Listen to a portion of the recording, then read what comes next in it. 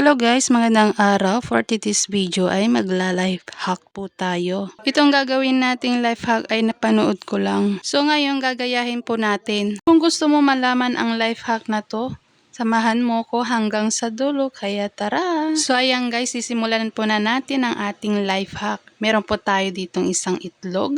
Lulutuin po natin na hindi po tayo gagamit na mantika. So ayan guys, dito po natin lulutuin yung itlog. Sakto luto na po ang ating kanin. Kumuha ng isang baso at ipipress po natin sa kanin. Sa oras na to nagtataka yung anak ko kung anong pinaggagawa ko sa kanin. Tinanong pa ako dito ng anak ko kung anong ginagawa ko. Sabi ko sa kanya, mamajikin ko yung kaldero natin na magkaroon ng ulam. Pagkatapos yan, basagin po natin yung itlog. Bago ko nga palang binasag yung itlog, pinapasok ko muna yung anak ko sa loob ng kwarto para ma-surprise naman siya dito sa aking Maji.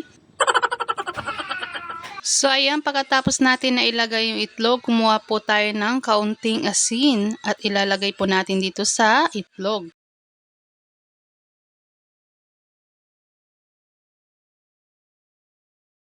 Pagkatapos nating lagyan ng asin, takpan mo muna natin.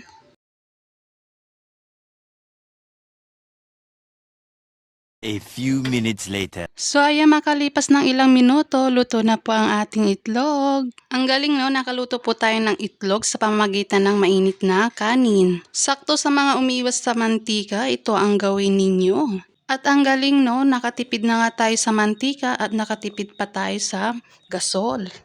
So ayan, kukunin ko na po yung itlog at para makakain na kami ng aking anak dahil gutom na po siya. At excited na rin po siya na matikman tong iniluto kong itlog.